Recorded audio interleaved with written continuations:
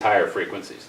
So an analogy is like if someone is on LSD or some kind of psychedelic and they come in, it's pretty hard to meet the client in that state and remain real cognitive rational yourself, right? The nature of it is that it expands consciousness and alters your sense of reality.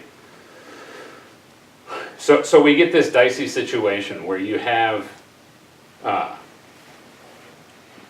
where at either end of the spectrum you have transferential work, but the point I'm trying to make is that generally speaking, it's one type of mind that does one work and another type of mind that does another. And I'm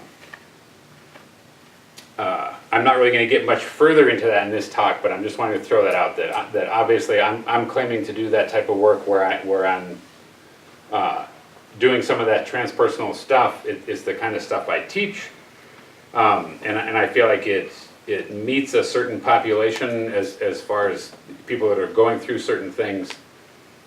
But again, for the purposes of this talk, what I'm trying to speak to is whether you can do that or not, or whether you even think that's something that's true or not, to maintain this relational stance that you're letting the client use you, and the main thing that you have to do is remain stable enough yourself, right? Not too rigid so that the client just finds you to be invalidating, but not get too lost in it. Okay, so that said, I want to go a little bit where Arthur was starting to go. And are we, as far as time or breaks or whatever, should I? 30 minutes. You Okay.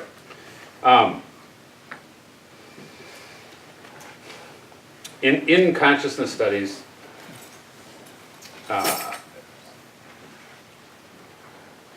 generally speaking, you had the Enlightenment era where there were all these shifts that happened to where individual intrasubjective experience became valid. It became basically unregulated, right? Prior to that, the church and the state, the general idea was that your intrasubjective experience was regulated, meaning here's what you should feel, here's what you should think, and if you don't, you should feel ashamed and you should ask forgiveness, and et cetera, et cetera. So with the Enlightenment came this idea that we each have our own individual intrapsychic experience, and that it has its own validity, and that we have the freedom to try to navigate that ourselves. And what's regulated is external behavior, right? There's laws with regard to what you get to behave, but as far as what you get to actually experience intrasubjectively is your business. That said, however, with regard to consciousness studies, with regard to spiritual approaches, the general perspectives that people took, they couldn't help but come from the basic Cartesian duality perspective of there being a human subject having an intrasubjective experience, and what happened was an attempt at diagramming, mapping out, charting intrasubjective experience, and of course there was an attempt to normalize it. There was an attempt to try to, figure out how to help us each navigate our own internal experience, right? But what happened is that an intrasubjective empiricism came about, and generally speaking, the idea is that there were positives of that. There was maps were made that were somewhat helpful to people as far as trying to navigate their own consciousness and again try to achieve selfhood, etc. But at a certain point it became obvious that it was actually quite limiting, and it was actually just from a certain perspective. It was from the same Western Cartesian dualism analytic perspective that really there was an attempt to get away from. And in general, one of the terms that was used for that is the experiential vision, right? The idea was that we are each subject sitting here, and that we're having, and that we're all having experiences, whether we want to call those spiritual experiences or egoic experiences or personal or pre-personal experiences, that we are subjects having experiences. More and more in consciousness studies, there's been this shift towards what's called the participatory vision. It's in line with the shift from classical physics to quantum physics, and sort of the short definition of the participatory vision is that we are actually subjects participating in events. And so there's an obvious correlation to Jung and Jung's idea of the collective unconscious that comes in here. But this idea that rather than the person being a self and then having an interior in which they are having experiences, the idea being that we're accessing states, accessing structures, accessing worlds, participating in events with each other. So again, it jumps into quantum territory, and whenever that happens, we all start to get glossy-eyed, and it starts to get more confusing. But the reason I'm bringing it up is that I think it has huge implications therapeutically, because we find ourselves in those states, right? We find, as Arthur was saying, we find ourselves in these confusing states, and more we recognize this isn't just the client that's doing this. You start recognizing that it's an enactment, right? And in therapy, enactment, there's the idea that we as therapists can see that the client's trying to enact something, and that we have the ability to, we're above that, so we can either prevent that enactment, or we can go ahead and do the enactment with them, but we're aware that we're not really enacting, it's just the client that's enacting. But obviously this perspective is that everything's an enactment, that reality is an enactment, and that there's really no getting away from it. Now, so again, it brings up this paradox of, okay, how can we be trying to observe from the outside somewhat objectively and simultaneously be saying that everything's a subjective enactment, and that it's co-created, for example, between you and the client? It puts you in really strange, confusing territory. But my sense is that that when you're in that confused territory, it's not because because your lens is broken, but it's because you're actually looking with a lens that's actually seeing more accurately what it is that's happening. And what's vital for people, whether they're in psychosis or spiritual emergency, is that they're confused, not so linear, not so rational, not so culturally normative experience is not only validated just conceptually by you, but that there's an ability to meet the client in that confusing territory.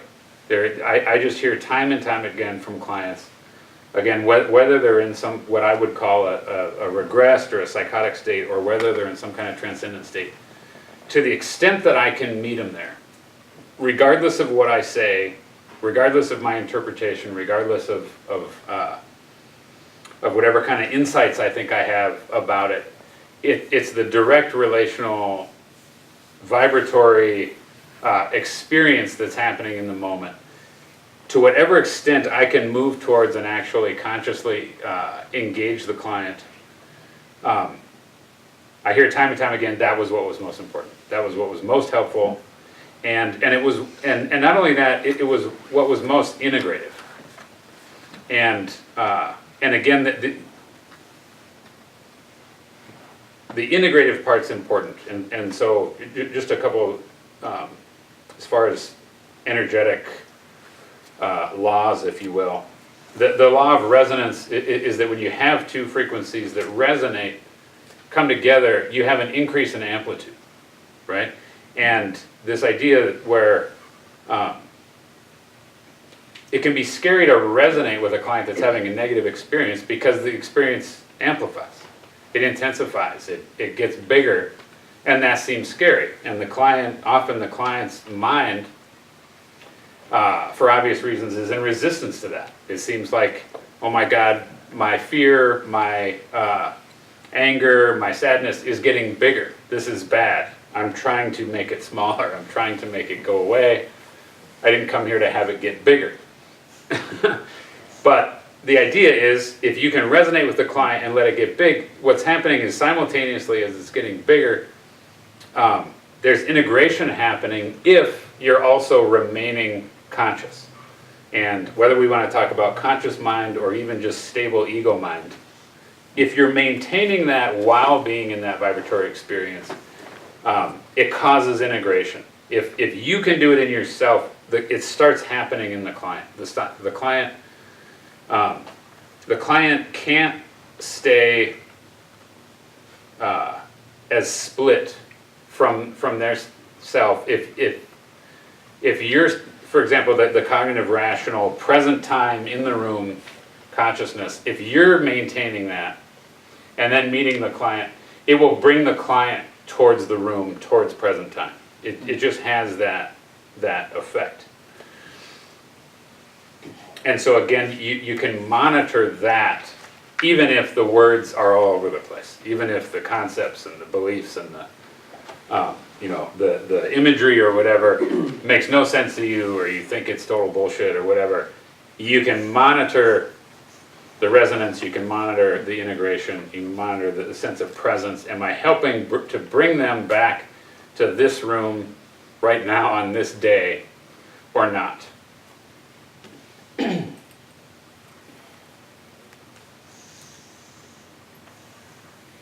So that I covered the main points I wanted to make.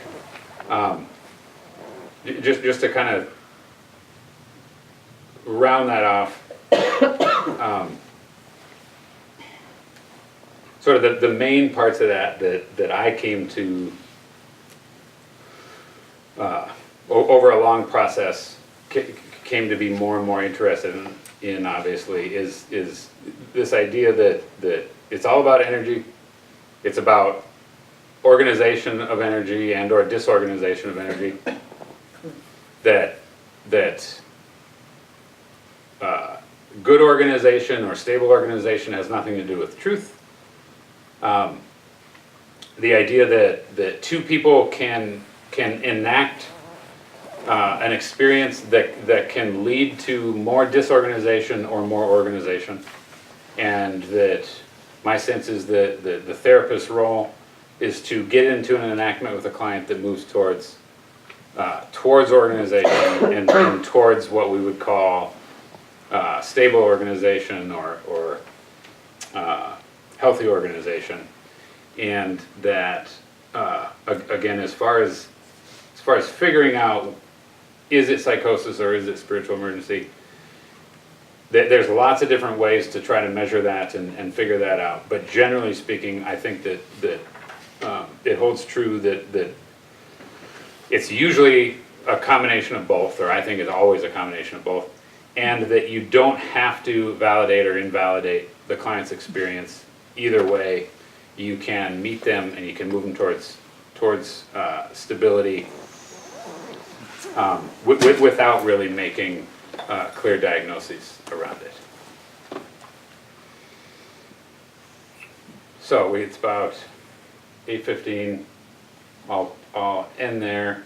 Do we just go right into questions, or we take a break, or? Questions? Okay. All right. So I'm going to stop there and then open it up for questions. I'll try to. I've triggered a lot of thoughts. I'll try to be concise. So, when you were first talking about psychosis, spiritual emergence, and how they're sort of kind of the same thing, I was thinking about people on hallucinogens, and when they have spiritual emergence on that, or psychosis. It can kind of go either way. But that, you know, right now scientists are finding using things like MDMA, LSD at just the precise amount of dosage is really helping people to, you know, deal with things, PTSD, depression, etc.